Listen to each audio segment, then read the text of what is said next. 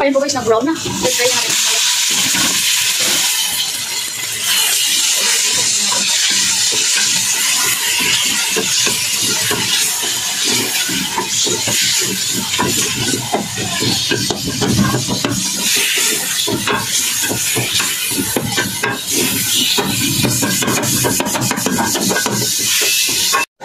Then, isip na ito guys.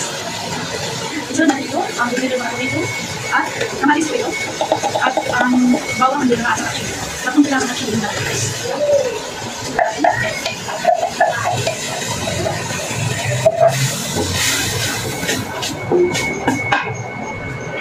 Dali ko maglalagay tayo ng tomato paste para siyang pula-pula yung makakit natin. Ayan guys. Maglagay tayo ng asin. Tama-tama lang. Maglagay tayo ng isang nor. Ito ba siya? Ayan isa. Ito guys. Then, maglagay ako ng sa isang kutsara dito mga baharat. Iba't ibang klase ko yan guys. May maangang may hindi. Ayan. Isa. Ito naman iba naman siya guys. May pagpas naman yung mga baharat. Isa pa rin. At siyempre, hindi natin pala ang durog ng paminta. Ilagay natin ang durog ng paminta.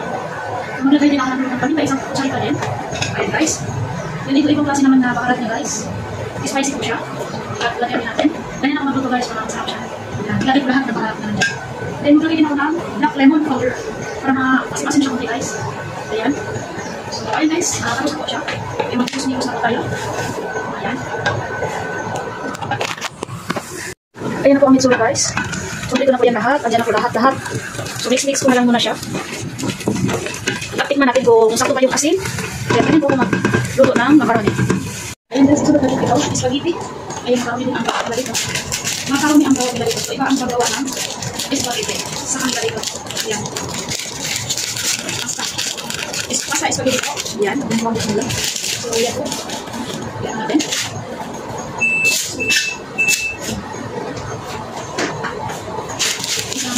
Isang part ilagay po.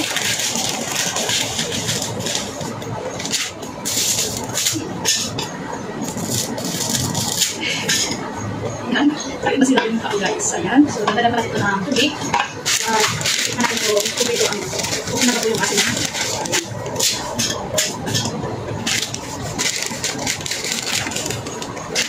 Ito po ang aking trabaho araw-araw guys. Nagaluto po ako dito. Ayan. So, guys. Ilikos-likos ko muna. Ito, nagdala ko ng asin. Ayan. Asin.